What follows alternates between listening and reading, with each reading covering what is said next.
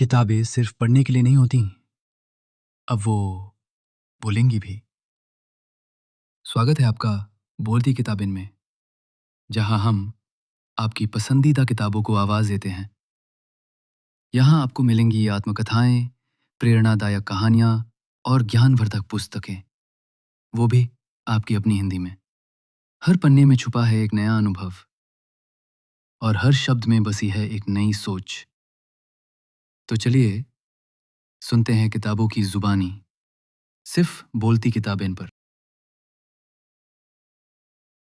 मैं तेजी से एक तरफ चलने लगा। समय काटने के लिए तेजी से चलना बेवकूफी थी। समय कोई दूरी नहीं था जिसे धीरे चलकर बचाया जा सकता या तेज चलकर जल्दी बिताया जा सकता। यह तो कुदाली चलाते हुए भी बीतता था, बेकार होने पर भी बीतता था। फिर भी मैं एक फालतू आदमी नहीं दिखना चाहता था। अस्पताल, लालबाग, चांदमारी को पार करते ही मैं शहर के बाहर आ गया। इतने में आधा घंटा बीत चुका था। अब यहां से घर लौटने के लिए मुझे शहर वापस जाना होगा। बिना शहर लौटे बाहर गौराहा बाबू अपने घर लौट सकते थे, क्योंकि उनका घर शहर की सीमा में था। अपने घर से एक कदम बाहर रखते ही वे शहर से बाहर हो जाते थे। गौराहा बाबू मुझसे 3-4 साल ही बड़े थे। अलग थलग उनका मकान होने के कारण मैं उनके घर अभी तक नहीं जा पाया था। आज वे क्या कर रहे होंगे? अगर वे भी बाहर घूमने आए होंगे तो एक साथ वे शहर और घर लौट जाएंगे। मैं पुलिया के ऊपर बैठ गया। मैं थका नहीं था। कुछ देर तक पुलिया पर बैठना अनंत काल में से कुछ मिनट बिताना ही था। इससे ज्यादा देर बैठना खुद को बिल्कुल फालतू साबित करना था। सब फालतू है, इसका एहसास 24 घंटे मेरे पास हवा की तरह रहता था, जिसमें सांस लेकर मैं बाकायदा जिंदा था। मैं तेजी से लौट पड़ा। इस सड़क से आते जाते मोती तालाब जरूर दिखेगा। मोती तालाब वहीं रहेगा, पर कभी बाएं हाथ की तरफ होगा, कभी दाएं हाथ की तरफ। उसका पाट इतना ऊंचा था कि सड़क से उसका पानी नहीं दिखता था। पानी देखने के लिए पाट पर चढ़ना पड़ता था। तालाब के पानी को देखने के बाद तालाब की मछलियां जरूर दिखें, यह आवश्यक नहीं था, पर तालाब में बहुत सी मछलियां हैं, यह मैं जानता था, और ठेकेदार भी। आंखों से जो कुछ देखा जाता है उसके साथ साथ दुनिया का काम अनुभव से चलता है। अनुभव से ज्यादा अंदाज से, जिसमें गलतियां ही गलतियां वो होती हैं। अंदाज से नहीं, होशियारी और चालाकी से भी दुनिया चलती है, जिसमें गलतियों की भावना कम होती है। इसमें खुद का नुकसान कम, दूसरों का नुकसान अधिक होता है। हम लोगों की सारी तकलीफ उन लोगों की होशियारी और चालाकी के कारण थी जो बहुत मजे में थे और जिनसे हमारा परिचय नहीं था। इन सबके बीच जिंदगी का मकसद ढूंढना मुश्किल काम नहीं था। बुजुर्गों और बूढ़े आदमियों की कमी नहीं थी। किसी को छांट कर पूछा जाए, बाबा सीधे सीधे बता दीजिए, मेरी जिंदगी का मतलब क्या है, मुझे क्या हासिल करना है। मैं अभी नवयुवक हूं, मेरी उम्र 22-23 साल की है। अभी बता दीजिए, इसके बाद मैं आपसे कुछ नहीं पूछूंगा, मैं सब कर लूंगा। मुझ में बहुत उत्साह है, बार बार आपको परेशान नहीं करूंगा। धोखे से वह बूढ़ा यदि सचमुच ज्ञानी बाबा हुआ तो जवाब कुछ इस प्रकार होगा, अधिक लालच नहीं करना चाहिए, संतोष करना सीखो। जो तुमसे बड़े हैं, अमीर हैं, उनकी नकल मत करो। जो तुमसे गरीब हैं उनको देखकर संतोष करो कि तुम कितने सुखी हो। तुम्हारी सारी कोशिश यह होनी चाहिए कि जो हालत तुम्हारी है उससे खराब ना हो। इससे तुम्हारे जीवन में शांति रहेगी। तुम्हें अपने काम को ठीक करना है। दुनिया का काम अपने आप चलता रहेगा। जैसा चल रहा है ठीक ही चल रहा है, उसे वैसे ही चलने दो। उतनी ही आग और लकड़ी इकट्ठी करो जितनी खाना बनाने के लिए जरूरी है। दुनिया में आग लगाने के लिए माचिस 7 समंदर के नीचे है, और वह भीगकर सैकड़ों वर्ष पहले ही खराब हो चुकी है। वहां कोई नहीं पहुंच सकता। दुनिया को कोई नहीं बदल सकता। अगर तुम अकेले बदल जाओगे तो बुरी मौत मरोगे।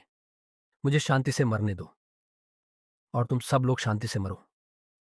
मुझ में समझ की कमी थी, फिर भी मैं समझने लगा था कि तालाब सूखा भी होता है और उसमें कम बेशी पानी भी भरा रहता है। पानी होने से उसमें काई, लकड़ी, पत्थर, मछली, मेंढक आदि जरूर होंगे, मगर मगरमच्छ का होना जरूरी नहीं है। व्हेल मछली समुद्र में पाई जाती है। धोबी 3 बजे रात को कपड़े धोने तालाब चला जाता है। भीख मांगने वाले और रईस कोई काम नहीं करते। 2 साल पहले पानी ठीक से न गिरने के कारण कई तालाब सूख गए थे। छोटे छोटे तालाब चारों ओर बिखरे पड़े हैं। कहने से तालाब का पानी नहीं बिखरता। सबसे बड़ा तालाब रानी तालाब है। जिंदगी के बारे में मेरी यही समझ थी, इससे ज्यादा कुछ नहीं। कभी कभी ऐसा होता था कि बस दुख ही दुख होता था।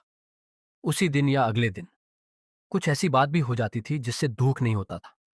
कभी कभी बहुत खुशी की बात होती थी। दुख को घटाकर महसूस करने की ताकत मुझ में नहीं थी। मैं ऐसा नाप का गिलास बन गया था कि थोड़ी सी तकलीफ भी दुख से भर देती थी और ज्यादा तकलीफ भी वही असर करती थी। मेरे पास इतनी समझदारी नहीं थी कि किसी लकीर को बिना मिटाए छोटा करने का तरीका एक बड़ी लकीर खींचना होता है। ऐसी समझदारी किस काम की अगर हर आने वाला दुख पहले से बड़ा होता चला जाए और बीते दुख का संतोष ही ना हो कि वो बड़ा नहीं था। शहर में फ्रांसिस नाम का एक लड़का था। कुछ साल पहले ही उसने हॉकी खेलना शुरू किया था। मेहनत से अभ्यास करते करते वह नगर स्तर का अच्छा खिलाड़ी बन गया। फिर विदेश भी हॉकी खेलने गया। शहर में सबसे पहला ट्रांजिस्टर रेडियो वही लाया था। उसके पिता को पहले कोई नहीं जानता था। वह पुलिस बैंड में थे। जैसे ही वह नगर स्तर का खिलाड़ी बना, उसके पिता को सब जानने लगे। बहुत से लोग दुख सहने का अभ्यास बचपन से करते हैं। इसके अभ्यास के लिए मैदान की जरूरत नहीं होती। घर के किसी कोने में पड़े पड़े या दिन भर खट्टे पेट भरने की कोशिश में अभ्यास होता रहता है। मैं दुख सहने का नगर स्तर या जिला स्तर का खिलाड़ी नहीं बनना चाहता था। इससे कभी किसी का बाप नहीं जाना जाता। घर पर सारे अभ्यास और धैर्य टूट जाते थे, क्योंकि मैं पिताजी को, माँ को, भाइयों को, दोस्तों को, सबको प्यार करता था। मैं दुहक को खत्म करने के प्रयास में बेहतर परिणाम चाहता था। एक अच्छा फार्म पाना चाहता था। जिंदा रहना और दुख सहना, दोनों की शक्लें इतनी मिलती जुलती थीं जैसे जुड़वाऊं हूं।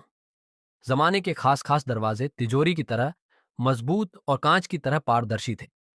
इन्हीं शीशों से उस पार देखकर मुझ में समझ आई थी, सामान्य ज्ञान बढ़ा था। मैं कभी घोड़े पर नहीं बैठा था, लेकिन विचारों से पुराना घुड़सवार था। कभी हवाई जहाज में नहीं बैठा था। मैंने हवाई जहाज में नहीं बैठा था, लेकिन हवाई जहाज में बैठना किताबों और सिनेमा में इतना सामान्य हो गया था कि ऐसा लगता था मानो मुझे भी हवाई जहाज में बैठने का अनुभव है। दिल्ली बंबई या भोपाल दिल्ली या नागपुर दिल्ली की हवाई यात्राओं की जानकारी मुझे थी। बंबई के ओबेरॉय कॉन्टिनेंटल होटल की सुख सुविधाओं के बारे में मुझे जानकारी थी। अखबारों और विज्ञापनों से मैं बहुत सी चीजें सीख रहा था। यहां तक कि एयर होस्टेस की तस्वीरें देखकर भी मुझे पता था कि वे कैसी होती हैं। बिना खर्च किए आधुनिक दिखने के लिए यह सब जानना जरूरी था।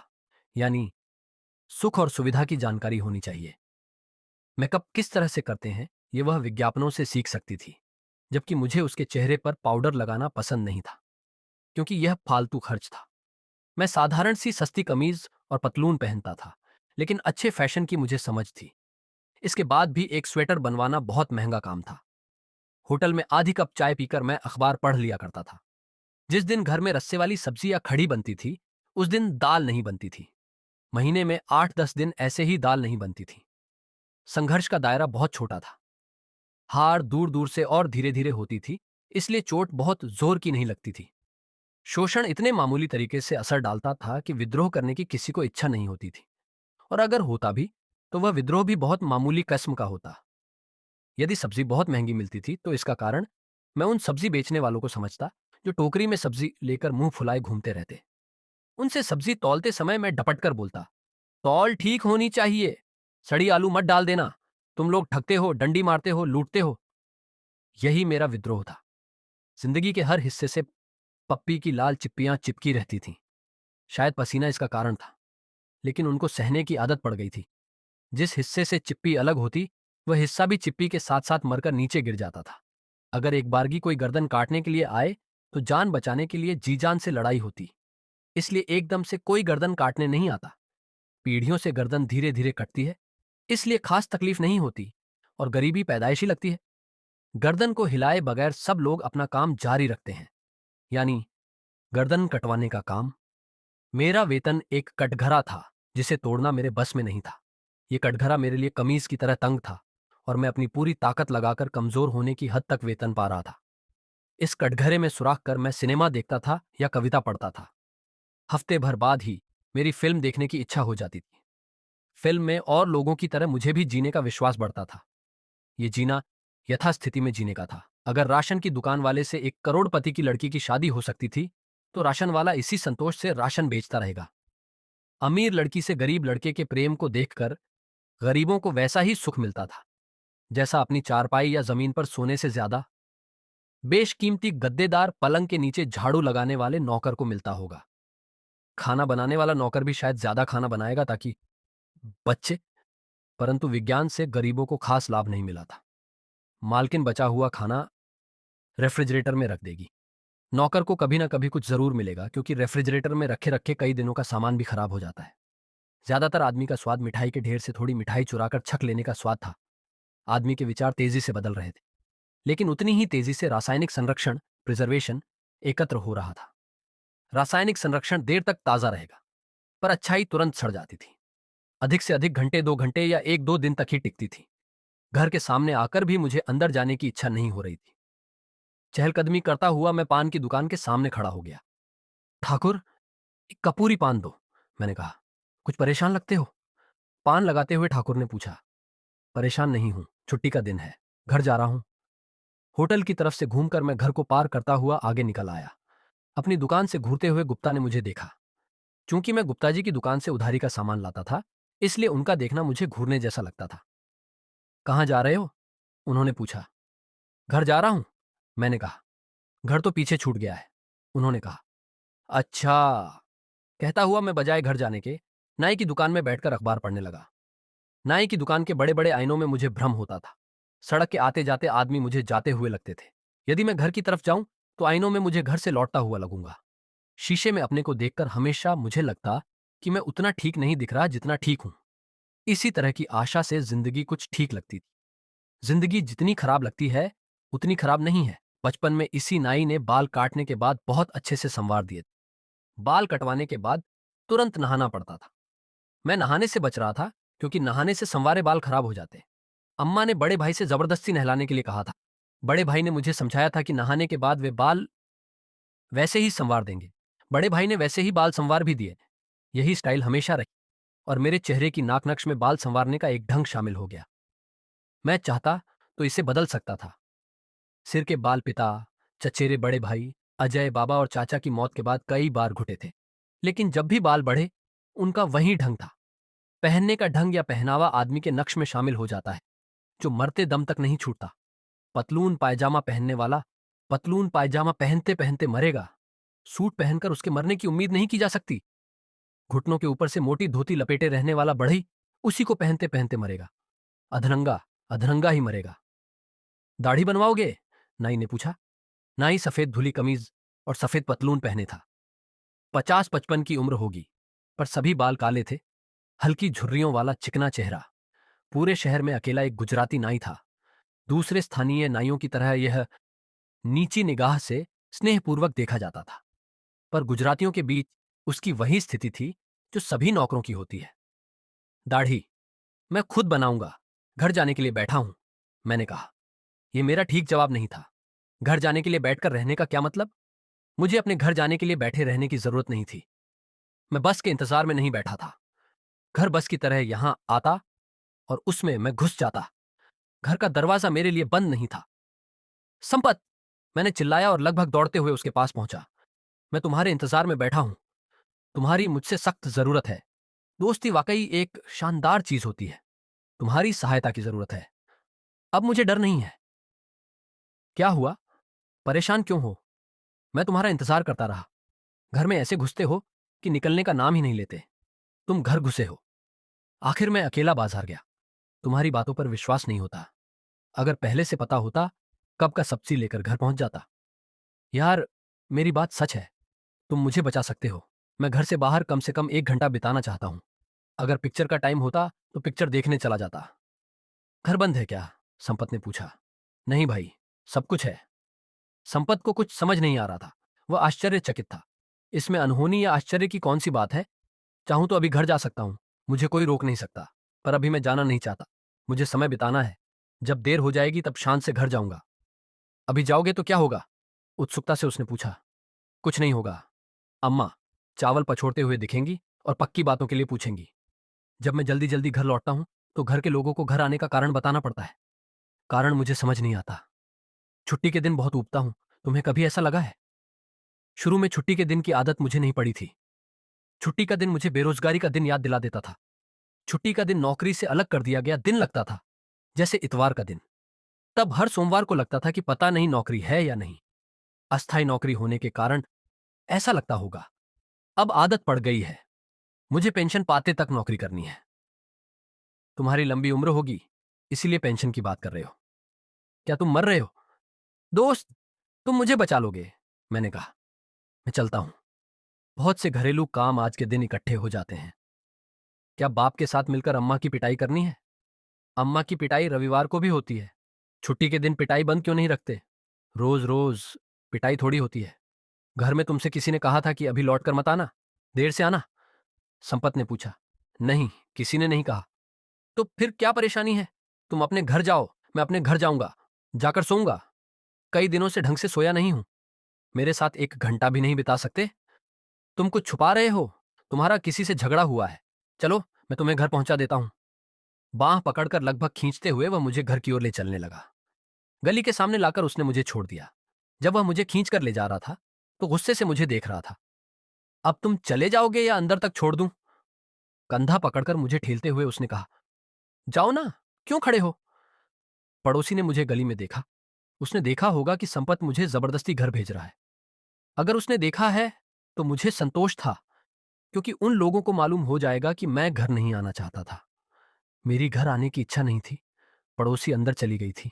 अम्मा को उसने मेरे आने की खबर कर दी होगी। छोड़ दो, कंधा छुड़ाते हुए मैंने कहा। तुम तो झगड़ा करने पर उतारू हो। मैं जा रहा हूं, संदेश पहुंचाना है। कक्षा इंतजार कर रही होगी। संपत के जाने के बाद मैं सड़क की ओर घूम गया और आते जाते लोगों को देखते हुए ऐसी बात सोचने लगा जिसकी कोई संभावना नहीं थी। जैसे हो सकता है पत्नी कहे, थोड़ी देर के लिए और बाहर रह लो, हम लोगों की खातिर। तुम थोड़ी देर के लिए बाहर नहीं रह सकते? खाना बनाने में अभी बहुत टाइम है। ये चाय का समय भी नहीं है। घर में कितने काम बचे हैं, कपड़े धोने हैं, बर्तन मांजने हैं, पानी भरना है, झाड़ू लगानी है। शादी को ज्यादा समय नहीं हुआ है, पर लगता है पिछले जन्म से तुम्हारे साथ हूं। सारी जिंदगी तुम्हारे साथ रहने के लिए तैयार हूं। गुस्से से नहीं, प्रेम से रहने के लिए तैयार हूं। मेरा सौभाग्य है कि मुझे तुम मिले। दूसरा कैसा होता मालूम नहीं। तो ये थी आज की किताब से एक झलक। अगर आपको ये अनुभव अच्छा लगा तो वीडियो को लाइक करें, कमेंट्स में अपनी राय जरूर बताएं और ऐसे ही ज्ञान और प्रेरणा से भरपूर कहानियों के लिए चैनल बोलती किताब इनको सब्सक्राइब करना ना भूलें, क्योंकि यहाँ किताबें बोलती हैं। मिलते हैं अगले अध्याय में। तब तक के लिए पढ़ते रहिए, सुनते रहिए और सीखते रहिए। धन्यवाद।